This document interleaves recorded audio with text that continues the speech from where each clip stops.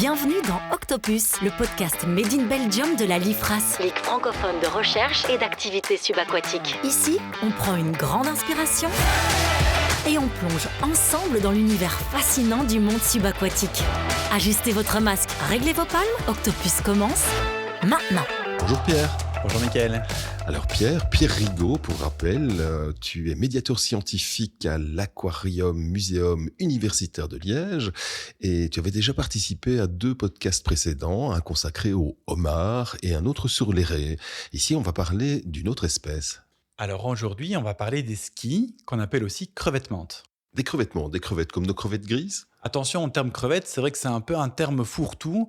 Ce qu'on a en tête, c'est plutôt les crevettes qu'on va consommer. Ça, c'est un autre groupe de crustacés. Ici, c'est un groupe particulier, les skis. Leur groupe scientifique s'appelle les stomatopodes. On va parler de ces crevettes parce que elles ont des particularités bien à elles. C'est quand même des espèces très très particulières. Ce sont de redoutables prédatrices et elles ont aussi une vue extraordinaire. Alors où va-t-on trouver d'abord ces crevettes ? On va les trouver principalement dans l'Indo-Pacifique, donc tout le bassin Indo-Pacifique, mais on peut aussi trouver un groupe en Méditerranée et en Atlantique. Un groupe en Méditerranée, ce sont des crevettes qu'on a l'occasion de voir en plongeant ? C'est particulier, vous allez plutôt les trouver sur les étals de poissons, encore une fois, et sur les petits marchés que vraiment en plongée, parce que l'espèce emblématique de Méditerranée, elle est très cryptique, c'est-à-dire que elle n'est pas très grande, elle fait une quinzaine de centimètres, et surtout, elle n'est pas du tout colorée, comme peut être sa cousine qu'on va trouver sous les tropiques.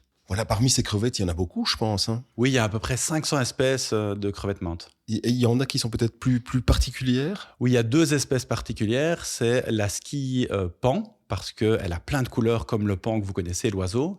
Et la skie zébrée, elle est particulière parce qu'elle est très grande. Quand tu veux dire très grande, c'est-à-dire ? Elle peut faire jusqu'à 38 à 40 cm, alors que les autres skis font plutôt moins de 20 cm. Oui, c'est quasiment la taille d'un homard, ça. C'est presque la taille d'un homard, effectivement. Alors, vous avez ici ces espèces à l'aquarium ? Alors, les 2 espèces que je viens de citer, on les a eues dans le passé. Donc, la skie pan, on l'a eue dans le passé. Et pour le moment, on présente la skie zébrée. Alors, peux-tu nous expliquer aussi, parmi la grande famille des êtres vivants sous-marins, dans quel groupe elles se trouvent ? Alors, on va les placer dans le groupe que vous connaissez très bien, qui sont les crustacés, dans lequel on va trouver les crabes, les homards et les crevettes. Et c'est un ordre particulier qu'on appelle les stomatopodes. Stomatopodes, pourquoi ? Alors, stomatopodes, stoma pour bouche et pod pour pied, simplement parce que ces pieds sont vraiment autour de la bouche. Ces crevettes, elles ont un lien avec les décapodes ou pas ? Alors, ce ne sont pas des décapodes, c'est pour ça que le terme crevette menthe est un petit peu ambigu. C'est un autre groupe de crustacés qu'on appelle les stomatopodes. Et contrairement aux décapodes, ils n'ont pas 5 paires de pattes marcheuses. Donc décapode, ça veut dire 10 pattes. Ici, c'est plus compliqué en fait. Il y a des pattes qui vont servir à attraper les proies. Il y a quelques pattes qui vont servir à marcher, mais il y a principalement des pattes aussi qui vont servir à nager. Mais donc au final, ces crevettes, elles ont combien de pattes alors ? Alors, elles en ont quelques-unes. Il y a une paire de pattes spécialisées pour la chasse, on en reparlera tout à l'heure. Ensuite, on a 3 paires de pattes qui sont spécialisées, c'est ce qu'on appelle des pattes pseudo-ravisseuses. Donc, en gros, elles vont servir pas directement à attraper la proie, mais elles vont servir à traiter la proie une fois qu'on l'a attrapée.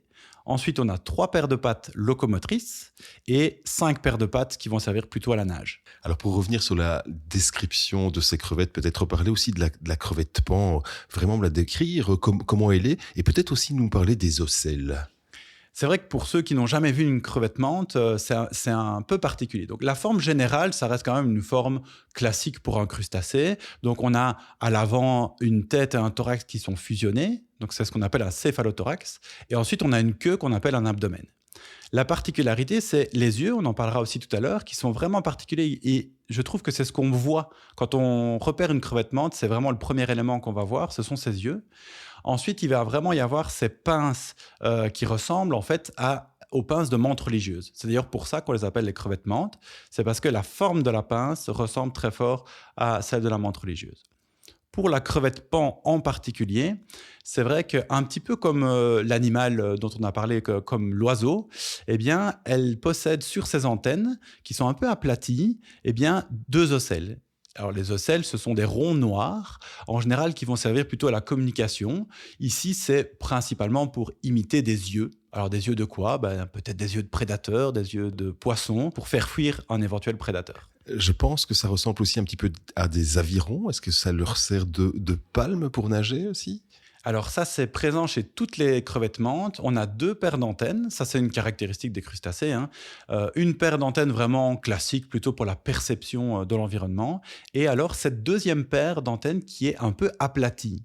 Elle a un rôle quand même aussi de perception de l'environnement, mais elle peut aussi avoir un rôle vraiment pour la navigation. Alors, on a parlé de leur répartition géographique, mais concrètement, elles vivent où, ces crevettes? Elles vont vivre principalement en fait, dans différents milieux. Elles peuvent vivre aussi bien dans un milieu plutôt sableux, donc des grandes étendues de sable, que dans des milieux de récifs coralliens. En fonction de leur technique de chasse, leur habitat est un peu différent. Alors, on va parler de la chasse, bien évidemment. Si elles chassent, c'est pour s'alimenter, et ce sont de très, très grandes chasseuses. Absolument. La première technique de chasse, c'est vraiment la technique qui ressemble à celle de la mante religieuse, finalement. Elle va utiliser ses pattes pour finalement attraper et harponner ses proies. Sur ces pattes, elles vont se refermer vraiment de manière particulière, hein. Comme les mantes religieuses, elles vont se refermer sur la proie, et il y a des longues épines, des éperons qui vont vraiment percer la proie, et donc elle va attraper sa proie comme ça. On pourrait les appeler les harponneuses finalement. Cette technique va vraiment servir à attraper des proies qui sont finalement dont le corps est mou, donc tendre. Des poissons, des céphalopodes, donc des petites sèches, des calamars. Cette technique donc de harpon, c'est plutôt ce que va utiliser la skie zébrée. D'autres espèces vont utiliser une autre technique. Par exemple, la skie pan, dont on parlait tout à l'heure, elle, c'est plutôt ce qu'on appelle une boxeuse. Donc la boxeuse, ça veut dire qu'elle va utiliser ses pinces pour faire un gros choc et pouvoir casser des carapaces ou des coquilles de ses proies. Alors, je pense avoir entendu que c'était quand même un coup relativement violent. C'est assez violent et c'est assez rapide. Donc c'est vrai que ça détient des records dans le monde animal. Ça va tellement vite qu'on compare souvent l'accélération de cette pince à une balle de pistolet. C'est pas un peu dangereux pour les plongeurs qui s'approchent, là? Alors, dangereux, effectivement, il y a des cas reportés de blessures au niveau des mains et des doigts, par exemple, de certains plongeurs. Et j'ai même lu qu'il y a des caissons d'appareils photo qui avaient pu être brisés par ce choc. Donc, faites attention aux photographes. Si vous voyez une skie, n'allez pas trop près.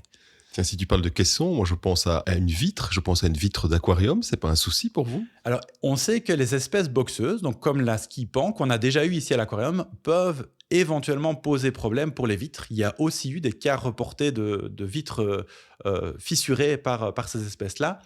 Mais c'est assez rare en aquarium public, je dirais. Souvent, les cas reportés de vitres fissurées, c'est plutôt pour des petits aquariums, des petits volumes. Ici, nous, on essaye vraiment d'avoir des grands espaces, et quand elle a de la place, il n'y a pas ce problème-là. Alors, tu viens parler d'une forme de coup de poing assez violent, mais il y a peut-être aussi un coup, ce que j'appellerais un coup de la seconde chance par rapport à cette méthode de boxe. C'est un coup double, on pourrait même dire, hein, c'est ça. Donc effectivement, si le premier coup n'a pas suffi à assommer ou à casser la coquille, en fait, le coup est tellement rapide, c'est-à-dire que la pince se referme tellement vite qu'il va y avoir ce qu'on appelle un phénomène de cavitation. La cavitation, très simplement, c'est lorsqu'il y a une pression hyper importante qui est formée dans un liquide, il va y avoir, ici c'est de l'eau, hein, il va y avoir de la vapeur d'eau qui va être formée. Et cette vapeur d'eau-là, en fait, elle va claquer, ça va être comme une onde de choc. Et cette onde de choc va pouvoir participer aussi à casser la coquille. Tu parlais de cavitation, il me semble avoir entendu parler de ça aussi dans d'autres domaines nautiques notamment. C'est vrai qu'en fait, c'est un problème, c'est une situation qu'on essaie d'éviter dans les bateaux, puisque quand les hélices, dans certaines conditions de vitesse, etc., les hélices peuvent aussi provoquer le phénomène de cavitation. Et alors le problème, c'est qu'il y a du gaz autour de l'hélice, et ça pose problème quand on veut naviguer. Alors Pierre, on a parlé des techniques de chasse, que ce soit avec une forme de harpon ou des coups de poing, mais elles ont aussi d'autres capacités physiques étonnantes, ce sont leurs capacités visuelles. Effectivement, les prédateurs, ils doivent avoir des dispositifs pour attraper leur proie, mais il faut aussi qu'ils repèrent leur proie. Et les skis, elles sont particulièrement équipées pour ça, puisqu'elles ont une très bonne vision. Elles ont 2 yeux, chacun des yeux est indépendant, un petit peu comme les caméléons, ce qui fait qu'elles ont déjà une vue à 360 degrés tout autour d'elles. En plus de ça, chaque œil est subdivisé en 3 parties. Alors, en fait, les 3 parties permettent un peu comme une triangulation, c'est-à-dire que l'œil est capable de voir en 3D. Elles peuvent comme ça très bien estimer la distance. Donc la proie, elle est à 3 cm ou 3 cm et demi. Et donc, il y a très peu d'attaques ratées chez les skis. Alors, tu nous parles de triangulation, de voir en 3 dimensions, mais nous, on voit en 3 dimensions, pourtant. Nous, on voit en 3 dimensions parce qu'on a 2 yeux. Si malheureusement vous perdez un œil, ça a été montré, en fait, avec un seul œil, on estime très mal la distance. Avec nos 2 yeux, on a en fait un léger décalage quand vous observez un objet, et ce léger décalage est traité par votre cerveau et peut permettre d'estimer la distance. Alors, essayez chez vous, cachez un œil, essayez d'attraper un verre ou de visser une vis, vous serez incapable de le faire. Chez les skis, elles ont sur chacun de leurs yeux 3 points de vue. Et ces 3 points de vue permettent, en fait, avec un léger décalage, un au-dessus, un au milieu, un en dessous, de pouvoir estimer la distance de leur proie. Déjà, on voit que les skis voient nettement mieux que nous en 3 dimensions. Est-ce qu'elles ont aussi d'autres capacités visuelles ? Bien sûr, donc il faut savoir que nous, on a des molécules, des récepteurs qui nous permettent de voir les couleurs. Vous le savez, on a 3 cônes qui nous permettent de voir un certain nombre de couleurs. Eh bien, il faut savoir que chez les skis, il n'y en a pas 3. Il peut y avoir jusqu'à 16 cônes différents et donc autant de photorécepteurs. Donc, elles perçoivent beaucoup mieux les couleurs que nous. En plus de ça, elles peuvent aussi voir là où nous, on ne voit pas, c'est-à-dire, par exemple, dans le rayonnement ultraviolet. Elles vont aussi pouvoir percevoir des rayonnements un peu particuliers comme la fluorescence ou la polarisation qui va être principalement utilisée pour se repérer dans l'espace. Voilà, donc ce sont des crevettes qui ont des particularités quand même très très étonnantes, même extraordinaires de notre point de vue à nous. Est-ce que c'est étudié ici à l'Université de Liège ?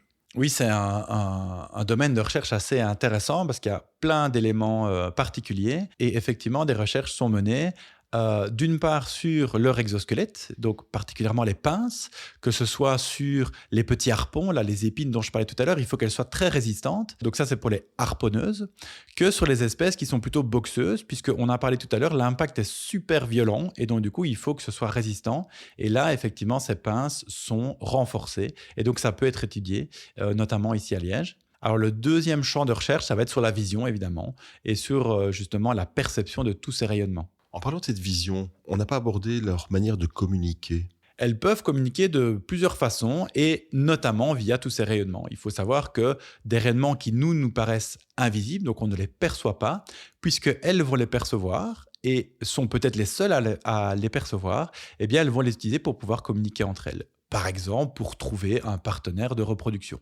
Ou par exemple, pour dire à un potentiel congénère « Ne t'approche pas trop de moi, tu es sur mon territoire ». Tu nous amènes sur le dernier chapitre de ce podcast, la reproduction. La reproduction de la crevettement, de la skie, c'est quand même un processus fascinant. Oui, ça ressemble assez bien à ce qu'on peut trouver dans d'autres crustacés, comme chez l'homard, dont on avait parlé tout à l'heure. Donc, il y a effectivement un accouplement entre le mâle et la femelle. Le mâle va pouvoir venir déposer son sperme dans une petite poche que la femelle garde au niveau de son thorax. Et la femelle, une fois qu'elle pond ses œufs, les œufs vont pouvoir être fécondés par ce sperme. Elle pond beaucoup d'œufs ? Elle pond effectivement beaucoup d'œufs. Ça dépend un peu de l'espèce. Ça peut aller de plusieurs centaines d'œufs à plusieurs milliers, voire on parle jusqu'à 50 000 œufs, par exemple, pour la skie multicolore, la skie pan dont on parlait tout à l'heure. Tu dis qu'elle porte ses œufs sous son thorax ? La même chose que le homard ou pas ? Alors, c'est une petite différence, effectivement, qu'il y a avec le homard. La femelle homard va coller ses œufs au niveau de son abdomen, donc la queue, tandis que ici, chez la skie, en fait, elle va plutôt conserver les œufs, donc comme un amas, un gros paquet, une grappe d'œufs qu'elle va tenir au niveau du thorax. Donc là, c'est plutôt sous le thorax que sous l'abdomen. Et pendant ce temps-là, j'imagine que le mâle, il est tranquille, il peut mener sa vie alors. Alors, pas du tout. Ça dépend encore une fois des espèces, mais chez beaucoup d'espèces, la femelle, elle est un peu bloquée. Puisqu'avec ses pattes, elle conserve sa grappe d'œufs, pendant plusieurs mois, elle est bloquée. Elle ne sait rien faire, elle ne sait pas se défendre, elle ne sait pas se nourrir. Et donc, ça va être le job du mâle. Le mâle va défendre le terrier et va pouvoir aider la femelle à se nourrir. On parle de ski, on parle de couple, ce sont des couples fidèles ? Il y a des espèces où les couples sont très fidèles, donc c'est une monogamie fidèle d'une année à l'autre. Et par exemple, la skie zébrée, celle qu'on a ici à l'aquarium pour le moment, elle est fidèle. Donc d'une année à l'autre, d'une saison de reproduction à l'autre, eh bien, ils vont conserver le même partenaire de reproduction. Par curiosité, dans votre aquarium, il y a une crevette ou il y en a plusieurs? Il y en a une seule, effectivement, là, hors période de reproduction. Donc même s'ils sont fidèles, hors période de reproduction, ils vivent un peu chacun de leur côté. Et donc, en termes de territoire, c'était plus compliqué. Donc, on en a une seule. Alors, on va avoir des œufs qui vont éclore. Qu'est-ce qui se passe alors? Eh bien, comme chez beaucoup d'autres crustacés, les larves vont être planctoniques. Donc, elles vont vivre dans le plancton pendant plusieurs semaines, plusieurs mois. Elles vont subir quelques mues, on en avait parlé aussi l'autre fois, donc des changements au niveau de leur corps. Elles vont pouvoir grandir. Après cette période larvaire planctonique, donc dans la colonne d'eau finalement, il va y avoir une mue particulière, la métamorphose. Après celle-ci, eh bien, la skie ressemble à l'adulte. Elle est plutôt benthique, donc sur le fond, et commencer sa vie de skie. Elle a une durée de vie plus ou moins longue en fonction des espèces? Ça dépend encore une fois. Comme il y a beaucoup d'espèces, c'est compliqué à faire des généralités, mais on parle de plusieurs années, voire plusieurs dizaines d'années. On a reporté des skis allant jusqu'à une vingtaine d'années. Alors, tu nous as parlé d'espèces qui pondaient jusqu'à 50 000 œufs. J'imagine que ce n'est pas du tout une espèce en situation critique au niveau de nos océans. Ça dépend très fort de la situation et de la localisation. Il faut savoir que dans ce groupe-là, il y a beaucoup d'espèces qui sont pêchées. Donc, potentiellement, même si l'espèce va produire beaucoup d'œufs, il faut savoir que sur les 50 000 œufs, il ne va pas y avoir 50 000 skis adultes derrière. Donc, il va y avoir un succès de reproduction qui est assez faible par rapport à ça. Les espèces peuvent être pêchées pour être consommées, on en a parlé, mais aussi, même malheureusement, pour le commerce aquariophile. Ce sont des espèces qui sont fortement appréciées dans les aquariums et donc potentiellement, il peut y avoir du prélèvement dans la nature. Pierre, on vient de l'entendre, tu connais très très bien cette espèce, les skis. Est-ce que tu as un attachement particulier? Oui, je les trouve vraiment fascinantes. Moi, c'est surtout leur regard qui m'impressionne puisque... quand on les observe, en fait, on a plutôt l'impression que ce sont elles qui nous observent. Elles nous transpercent du regard et je trouve ça vraiment fascinant. Heureusement, on n'a pas la taille de leur proie. Oui, et heureusement, il y a une vitre qui nous sépare d'elles. Donc, attention en plongée. Là, il n'y aura pas de vitre pour vous protéger. Donc, effectivement, je vous conseille de les observer, mais pas de trop près. Merci à toi pour ce podcast. Et on vous invite aussi à venir voir la skie zébrée ici à l'aquarium Muséum universitaire de Liège. Merci Pierre. Merci. Cette interview a été menée avec curiosité et passion par Michael Leclerc. À la réalisation, Pierre Vandenbroek, avec le soutien technique de Focus Live. Merci de nous avoir écoutés. On se retrouve très bientôt pour un prochain épisode.